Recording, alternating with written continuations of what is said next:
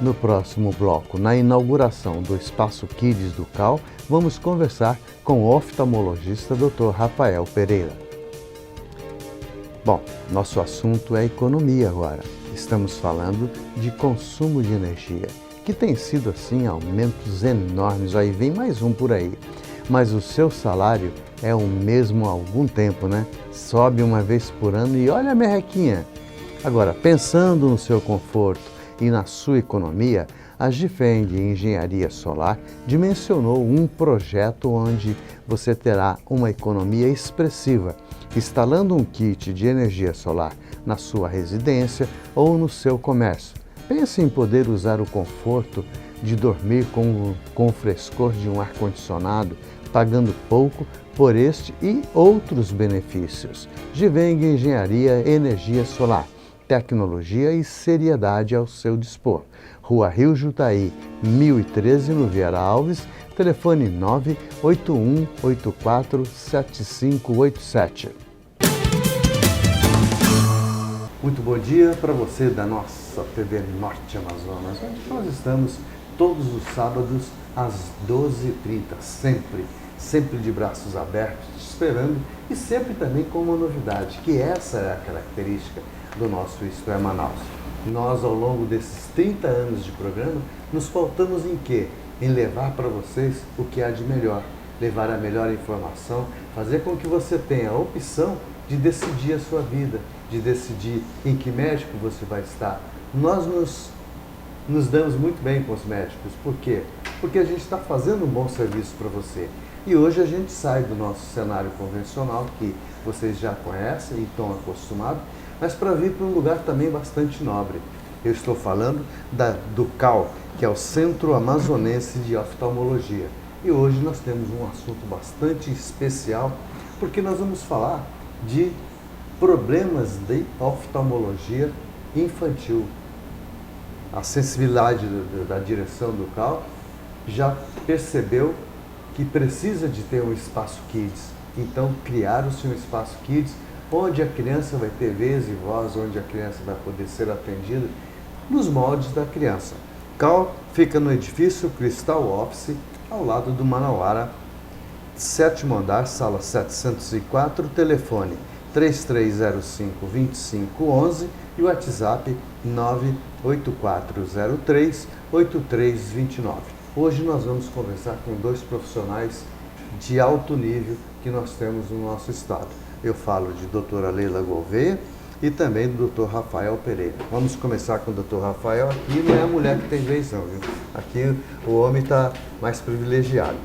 Doutor, então, a gente falou na abertura sobre o Espaço Kids. Então eu queria começar falando de ambliopia. Não, ambliopia. São os nomes difíceis, né? Mas deu para entender, né?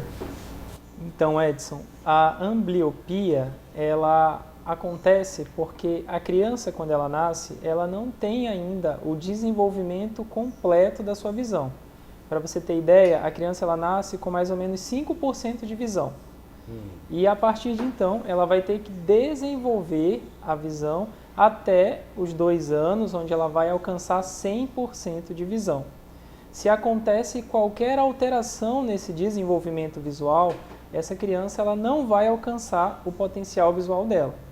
Então, na ambliopia, popularmente conhecida como olho preguiçoso, aquela criança ela não conseguiu alcançar o 100% de visão. E como é que é feito esse diagnóstico, doutor? O diagnóstico ele é feito de maneira clínica. Essa criança ela vai ser examinada no consultório, nós vamos medir a acuidade visual dela para tentar descobrir quantos % de visão essa criança apresenta em cada olho. O mais importante, Edson, é você perceber que a gente tem um período para tratar a ambliopia. Isso é muito importante, tá vendo, gente? Quando eu falei de profissionais especializados, tá aí a prova. O período que a gente trabalha, Edson, é até 8 anos de idade. Então a gente tem de 0 a 8 anos para tentar solucionar qualquer dificuldade visual. Muitas vezes isso pode acontecer com a prescrição de um óculos, outras vezes a gente precisa tratar com um tampão, o oclusor visual, E em outras vezes é necessário fazer um procedimento cirúrgico. O médico oftalmologista, ele vai orientar essa família, orientar os pais e a criança principalmente, para fazer o tratamento adequado. Doutor, e qual é o start que o pai e a mãe têm que ter para descobrir que esse filho está com problema? Perfeita a sua pergunta, Edson, porque a avaliação oftalmológica ela deve começar desde que o bebê nasce. Nesse momento, a gente pode fazer o teste do olhinho, que é o teste do reflexo vermelho, onde a gente vai tentar triar possíveis doenças que vão causar ambliopia. Aí nós temos a catarata congênita, nós temos o retinoblastoma, nós temos algum sangramento que pode ter acontecido no momento do parto, até as infecções congênitas no olho. Então, doutor Rafael, o tratamento é só a esse que o senhor colocou ou tem alguma coisa mais que pode ser? O tratamento ele consiste em você prescrever o óculos correto para aquela criança e muitas vezes, Edson, a gente precisa usar um tampão. Continua. Vai. Que serve justamente para estimular aquele olho que não foi estimulado no período adequado. Então o paciente ele vai colocar um oclusor no olho que está funcionando muito bem para tentar estimular o olho que ainda não teve essa oportunidade.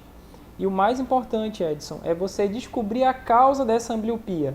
Por que essa criança não alcançou o potencial visual dela?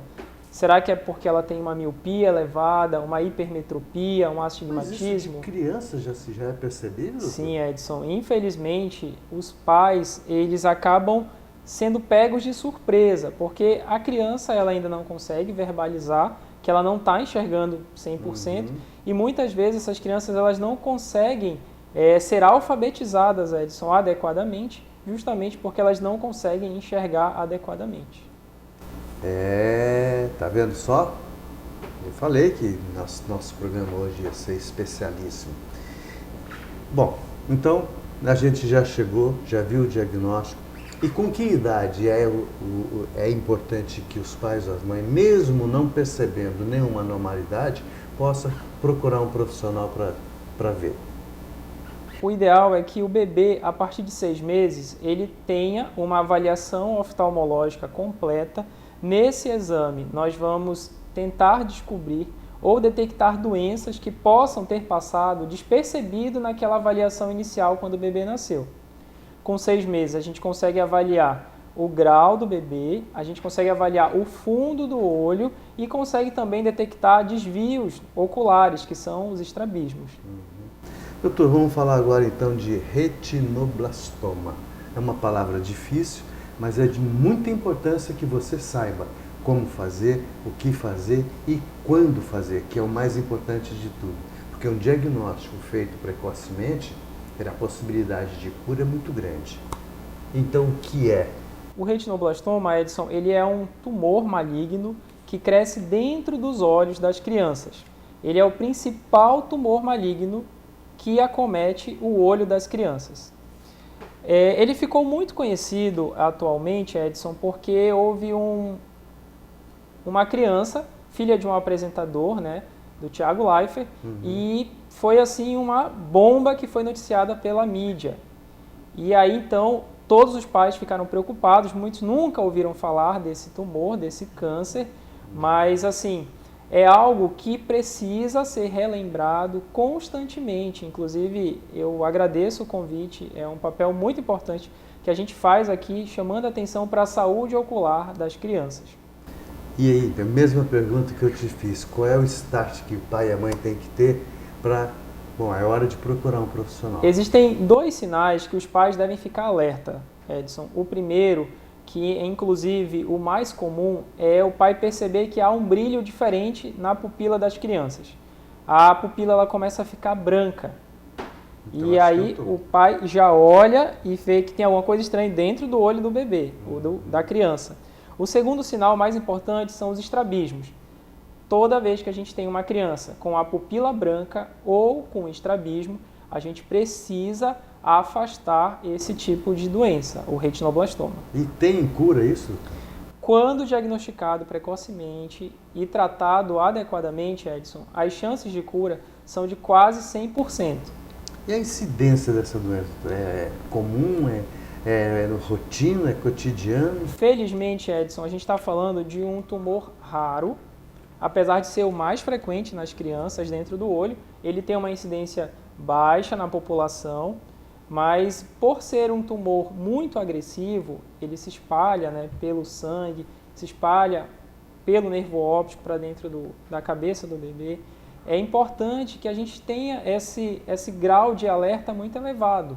É o que a gente faz no teste do olhinho. A gente tria esses bebês quando eles nascem para saber se existe alguma alteração dentro do olho, se tem algum reflexo pupilar alterado.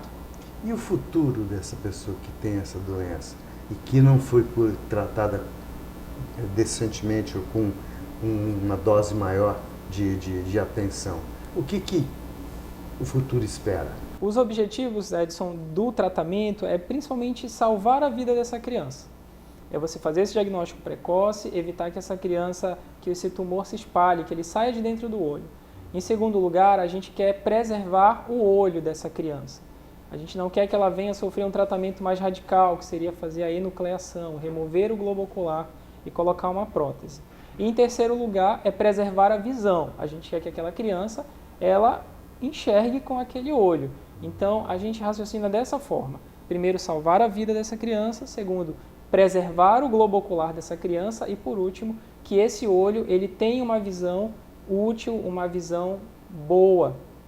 Doutor, o diagnóstico ele é apenas um caminho ou existe vários detalhes que pode ser agrupado para fechar esse diagnóstico? Uma vez que você detecta que o brilho de dentro da pupila do seu filho está alterado, você tem que trazer ele para uma avaliação oftalmológica.